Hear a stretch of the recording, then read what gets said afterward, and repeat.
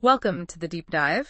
Today we're venturing into, a really fascinating, often overlooked place, Sudan. We've got some great material here that really makes a case for it, As a destination packed with ancient wonders, culture, amazing nature, somewhere a bit off the usual track. Absolutely, yeah. Our mission today is basically to unpack why Sudan should maybe be on your travel list. Yeah. Because it's probably not what you expect. I mean, we're talking more pyramids than Egypt. Right. Seriously. Right. And this incredible mix of African and Arab cultures, plus landscapes from, deserts to the Red Sea coast. Okay, let's dive straight into that pyramid thing, because honestly, that statistic Sudan having more pyramids than Egypt, that really grabs you, doesn't it? It totally does. It flips the script a bit. Yeah. We're talking mainly about the pyramids of Meroë. They're about 200 kilometers or so northeast of Khartoum. Okay. And there are over 200 of them. Remnants of the ancient kingdom of Kush. 200. Yeah. Now, they look different from the Egyptian ones. They're steeper, smaller generally. It's a distinct Kushite style. Yeah. Influenced by Egypt for sure, but definitely their own thing. And they're UNESCO World Heritage Sites too, so, globally important. It's just amazing to picture standing there among all those ancient structures. The source we looked at called it a surreal and otherworldly experience. And the big appeal, it seems, is fewer crowds compared to Egypt. Does the source touch on, how that affects things? Preservation, accessibility? That's a good point. It doesn't go deep into the preservation challenges, but it does imply that the lack of huge crowds, the sort of less developed infrastructure right at the sites, adds to that untouched feel. Right. A more direct connection to the past, maybe. Right. Exactly. Even if, facilities might be simpler than in, say, Giza. Yeah. Okay, so moving on from the pyramids. Our material points us towards Khartoum, the capital, described as a cultural melting pot. What does that evoke for you? Well, melting pot makes me think of, different influences coming together, interacting dynamically. The source mentions the National Museum of Sudan, which holds Nubian and Meroitic artifacts. That connects back nicely. It does. But how does that mix show up in Khartoum today? Any specific examples? Yeah, you see it apparently in things like the food blends of African and Arab spices and ingredients.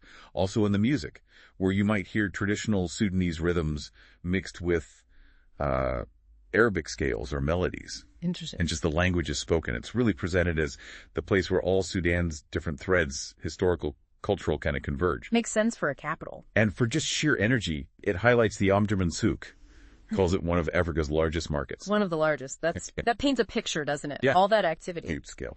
It's one thing reading about ancient sites, but a massive living market that really brings a place alive. Definitely. So from that hub, the info then shifts gears completely, takes us to the coast. Port Sudan, the Red Sea. Total change of scene, yeah. Yeah. This part is framed for the adventure lovers, especially divers. Okay. And what's interesting is how highly rated the Red Sea diving is off the Sudanese coast. Like world class. Really?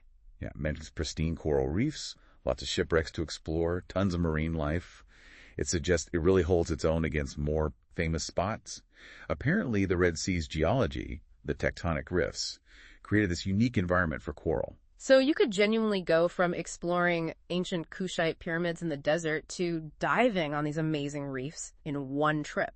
Pretty much. That range is quite something. Incredible. And it mentions other things too, like beachcombing, sailing, interacting with the Bashaw people. Who are they? The Bashaw are traditionally nomadic or semi-nomadic people from that coastal region. Really distinct culture, strong ties to the land and sea there. So interacting with them could offer, a glimpse into traditional life, maybe sharing food, hearing stories, seeing crafts, that kind of thing. Fascinating. Okay, then we head inland again to Kassala and the Taka Mountains, near Eritrea. Right, showing another side of Sudan's geography. Towering Taka Mountains sounds dramatic. Mm-hmm. And again, this cultural richness theme pops up. Tribal cultures, markets. It specifically mentions the Rashida people and their beautifully embroidered garments. Yeah, the Rashidas are interesting. They have roots tracing back to the Arabian Peninsula, known for their very distinct traditions, and especially their clothing, women's veils, often have really intricate embroidery silverwork. Adds another layer to that cultural mix in Sudan. Wow. Okay, circling back to ancient history for a moment. The Saleb Temple, where does that fit in? Saleb is on the Nile's west bank, up in northern Sudan. The source calls it an archaeological masterpiece. Yeah. Built by Pharaoh Amenhotep III. Amenhotep III. Okay, so that's a direct link to ancient Egypt right there. What does that tell us? Well, the source highlights strong similarities to Luxor Temple in Egypt. Inscriptions, pillars, the architectural style. It really echoes Egyptian design. So Egyptian influence reached deep into Nubia. It strongly suggests a period where Egyptian cultural, maybe even political power was significant in that area. So Lub is like physical proof of that connection. It makes you think about how these powerful civilizations interacted, how much was imposed, how much was adapted locally, really key for understanding the region back then. So it's not just Sudanese history, but this interconnected ancient world. Exactly. Then there's Jebel Barkal, a small mountain near Karima. Sounds less grand, but spiritually important. Very much so. Jebel Barkal was considered sacred, a holy mountain, especially during the Kushite kingdom.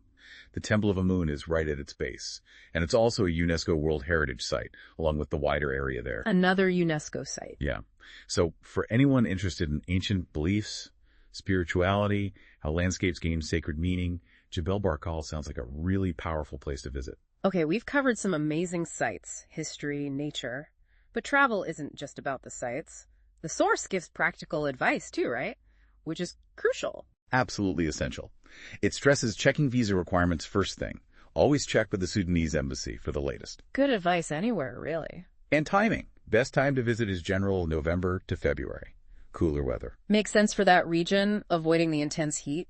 What about safety? That's often a big question mark for less common destinations. The material suggests that the main tourist-friendly areas, Khartoum, Meroë, Port Sudan, are generally considered safe for travelers. But, the usual caveats apply. Stay aware, check current travel advisories, use common sense. Standard procedure. And it also really emphasizes respecting local customs. Sudan is predominantly Muslim, so dressing modestly is important, just being culturally sensitive overall. Absolutely key for respectful travel anywhere. Okay, and finally, the source mentions a specific tool for planning. FlightNHotels.com. What's the connection there? It's presented as a helpful resource for the planning side of things, for making travel to Sudan feel more manageable, maybe. Calls it a tool for smart planning and flexibility. Basically a one-stop solution for sorting out your trip. Right, so comparing flights globally, finding different types of places to stay, hotels, maybe guest houses, and sorting car rentals too, which could be useful for getting around. Exactly, all those practical logistics in one place. And it mentions exclusive deals, suggesting potential savings. Always nice. Always a bonus.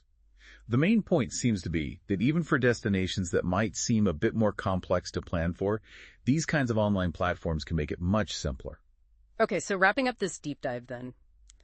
If you had to pick one single compelling reason to consider Sudan, based on all this, what would it be? I think it's the unique combination. You've got world-class ancient history, truly significant sites alongside really diverse landscapes, and this rich culture that, crucially, hasn't been completely overwhelmed by mass tourism. It offers a chance for, a more profound experience maybe, more authentic connection to history and culture than you might find elsewhere. Yeah, land of unspoiled wonders, as the source puts it. It really does challenge perceptions, doesn't it? Reveals so much more depth and variety than you might assume. It really does. Encourages you to look past the headlines, maybe, and see the incredible story the country has to tell. So here's something to think about as we finish. With all these incredible ancient sites, this vibrant culture, and travel planning becoming easier with tools like FlightNHotels.com, could Sudan be sort of on the verge, on the cusp of becoming a bigger destination, but one that still offers that rare, authentic glimpse into deep history? Something to ponder.